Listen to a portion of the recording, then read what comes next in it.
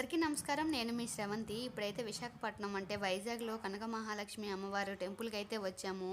మా వాళ్ళైతే చాలా అలసిపోయారు. కానీ నేనైతే కనక మహాలక్ష్మి టెంపుల్‌కి వెళ్ళాలి. మార్గశిర మాసంలో కుదరలేదు కదా అని చెప్పి మేమైతే వచ్చాము. వైజాగ్ వస్తే తప్పకుండా బీచ్‌కి వెళ్తాము, సింహాచలం వెళ్తాము. సింహాచలం వెళ్ళేటప్పుడు మార్నింగ్ 6కే వెళ్ళాము. దర్శనం తొందరగా అయిపోయింది. సో 9కి దర్శనం అయిపోయింది. లైన్‌లో ఉండి బయటికైతే వచ్చేసాము. సో అక్కడ అయిపోయిన తర్వాత మనమైతే కనక మహాలక్ష్మి గుడికి అయితే వెళ్దామని చెప్పి వచ్చాము. ఇక్కడ అమ్మవారు చాలా ప్రసిద్ధి. అసలు కనక మహాలక్ష్మి అమ్మవార్లు మార్గశిర మాసంలో అస్సలు ఖాళీ ఉండదు.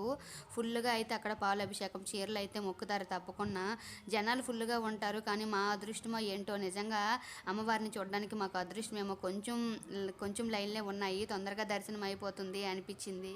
మా వారు కూడా వాళ్ళు ఇబ్బంది పడుతున్నారని అనిపించిందో ఏమో, తొందరగా అయితే మాకైతే దర్శనం అయిపోయింది. ఇక్కడ కనకమహాలక్ష్మి అమ్మవారు అయితే బావిలో అయితే ఉద్భవించారు. 150 సంవత్సరాలు అయిపోయింది ఇక్కడ గుడి కట్టి. ఈ గుడిని అయితే ఎక్స్పెండ్ చేశారు ఫుల్గా.